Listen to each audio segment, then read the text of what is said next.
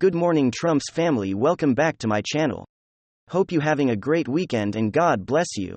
Alright, let's get into the news this Saturday morning. National Security Advisor Jake Sullivan has responded to Ukraine's repeated demands for F-16 fighter jets. He stated Ukraine is about to mount a significant counter-offensive.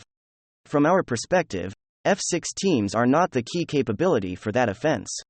It is the stuff that we are moving rapidly to the front lines now. Sullivan later detailed exactly what he believes Ukraine needs. He stated, as we head into the spring, what Ukraine really needs is armored infantry fighting vehicles. And yes, tanks, we will provide those. So the United States is showing some restraint on the jets, and here's why they don't want to supply Ukraine with weapons that they might use to go into Russia and attack Russia on Russian soil. This could trigger World War III. Also, jets cost American taxpayers between $30 million to $80 million each, and require a lot of training and even more ground maintenance. So the United States will supply defense weapons. Now, just days after President Biden stated that new sanctions would be placed on Russia, the White House has announced the details. The United States is sanctioning 200 individuals and entities as well as blocking 90 companies from exporting into Russia. Additionally, specific imports from Russia will be heavily taxed. These imports include products such as metals, chemicals, and minerals. The hope is that Russia will suffer major revenue loss, which will in turn make their products more expensive, therefore decreasing the chances that American companies are working with Russians. China has called for a ceasefire between Russia and Ukraine, and has presented a 12-point plan that could help end the conflict. The statement from China read, all parties should support Russia and Ukraine in working in the same direction and resuming direct dialogue as quickly as possible, so as to gradually de-escalate the situation and ultimately reach a comprehensive ceasefire. Ukrainian President Zelensky responded to the comments by saying it is important for us that all at this state that are on our side, and on the side of justice. However, the fact that China is already talking about this is the first step, which is very good. We will draw conclusions after we see the specifics of what they offer. Now, despite China recently backing Russia, they are currently taking a large, neutral standpoint on the war issue. However, China did recently state that it is considering sending lethal weapons to Russia. America pushed back immediately against the statement. But China quickly responded by saying, hey, we can put weapons into our partners. After all, the United States is pouring weapons into Ukraine. How do you think this is going to end? Do you think that China will be able to stay neutral? Or are they going to get dragged into the war by Putin or pushed into the war by the United States? Let me know your thoughts down below. Essentially, China is going to back Russia, but hates that Ukraine is being badly damaged and that so many people are dying. So I think China is going to do everything they can to remain neutral and stay out of this. But they may have the United States to deal with now. President Putin has put Russia on its highest nuclear alert level and activated their military system called the Monolith. According to intel from Ukrainian spies, Russia seems to be gearing up for something massive.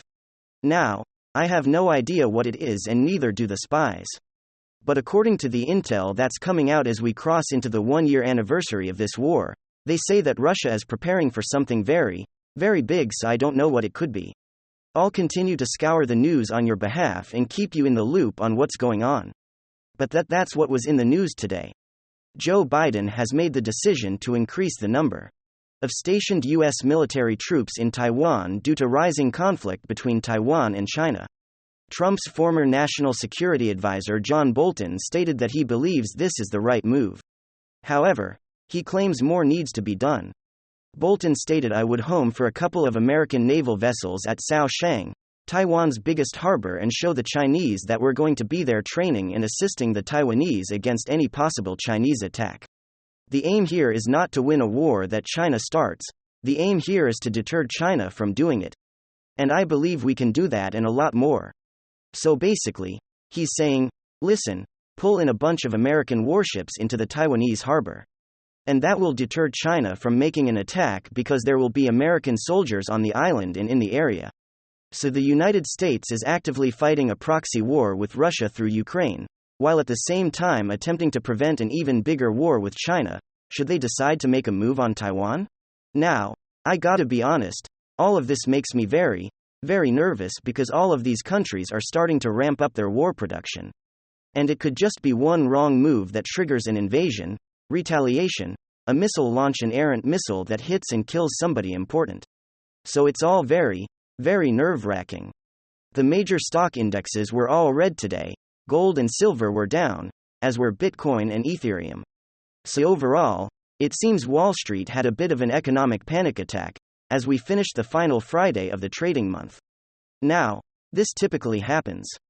So I didn't see really anything major that triggered this, other than that worry about having a recession. But other than that, this is kind of typical for the final Friday of each month. Representative Marjorie Taylor Greene is calling for President Biden to be impeached again. She said Biden didn't go to East Palestine, Ohio on President's Day. He went to Ukraine, a non-NATO nation whose leader is an actor, and apparently now commanding our United States military to world war. We must impeach this America last fool, before it's too late. Now, is Marjorie Taylor Greene being too harsh on Biden? Or is she being too honest about Biden? Let me know your thoughts down below. I don't know much about her, but she does seem to get a lot of attention on the internet. And this is, I think, the second or third time that she has publicly called for the sitting president to be impeached. Now I've noticed something interesting, and it took until today, really to see it. Remember the raid on Trump's Mar-a-Lago home for classified documents and how DOJ had Merrick Garland assigned a special counsel to investigate those documents? Well, all the articles over the last few days have the gentleman in charge of the Trump investigation sending out lots of subpoenas. But the subpoenas aren't about the classified documents. They all say that they're about questioning about January 6th. So is this about declassified documents? Or is this really the fourth January 6th investigation? Congress did one and could only get the House to impeach Trump, not the Senate. Then the FBI did an investigation and concluded not only was this not an armed insurrection, this is according to the FBI, not me.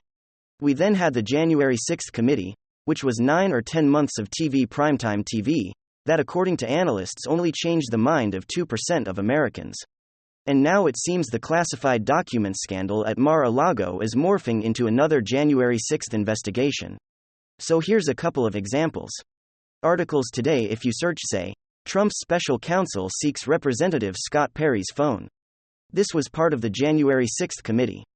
The next article from ABC said Jared Kushner and Yvonne Trump both subpoenaed for January 6th information.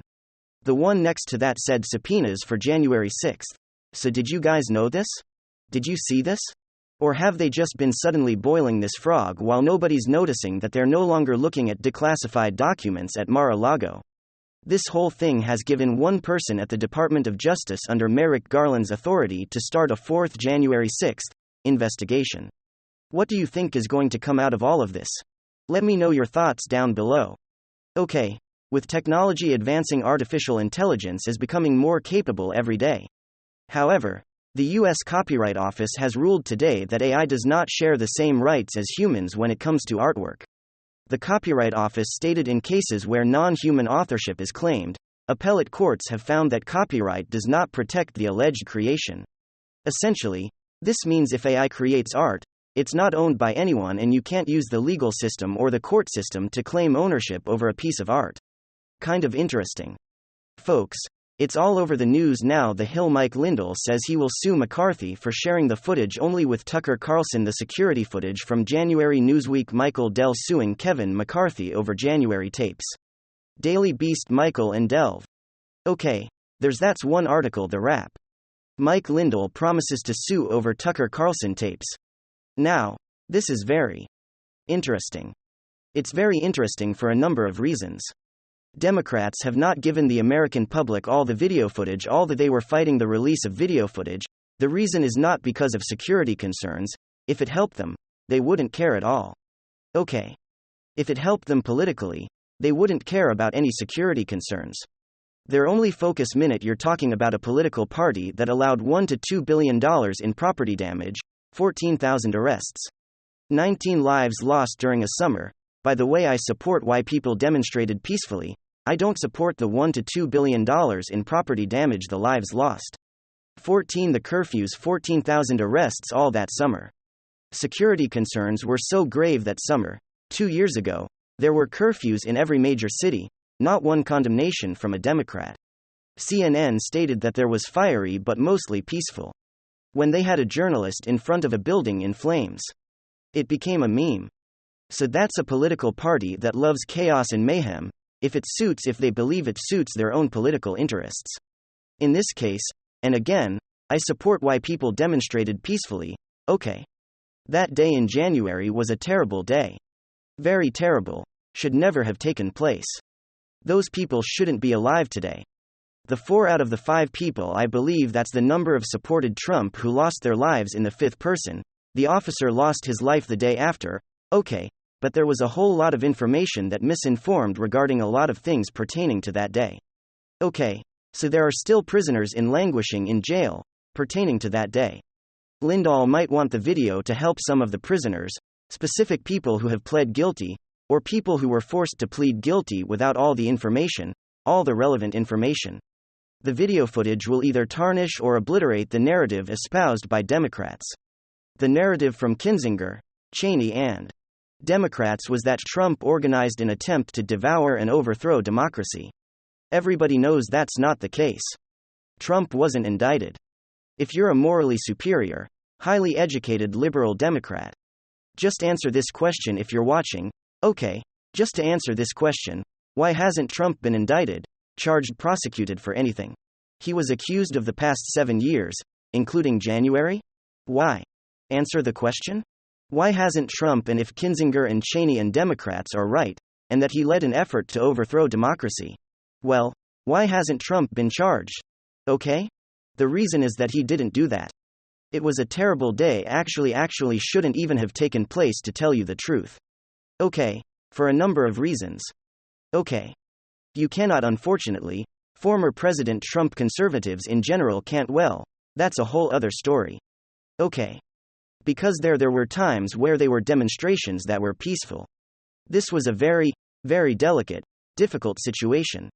If you look at the Ted Cruz interaction with a Federal Bureau of Investigation representative, that's all you need to. If I'm not saying there were government operatives or political operatives there, okay. If the ballgame changes from oh my God, look what Trump did, to oh my God, look what others did to frame Trump. If okay, so, you know that Democrats have lied for 7 years. You know, they've lied for 7 years. You know, they've lied for 7 years. You know, they've lied about Trump working with the Kremlin, his tax returns. Georgia. So New York, all these investigations led by Democrats or government agents who say we'll stop Trump. You have a situation where there are people who despise Trump utilizing the government to go after him. And it's pretty obvious when I think is a good chance, Michael Sandel will get those tapes and videos from McCarthy or from Tucker Carlson, or Fox News. If he's able to do so, he will then show even the footage that Fox News doesn't want to show, which would likely shed more light into the situation. There's a reason if Democrats or anyone is working to hide video footage, they're hiding something, okay. That's why you have police dashcams. You want to see everything that transpired. The reason Democrats don't want to see everything that transpires because it doesn't help them. Thanks for joining us on today's episode of Open Source News. Don't forget to like, share, subscribe and turn on the notifications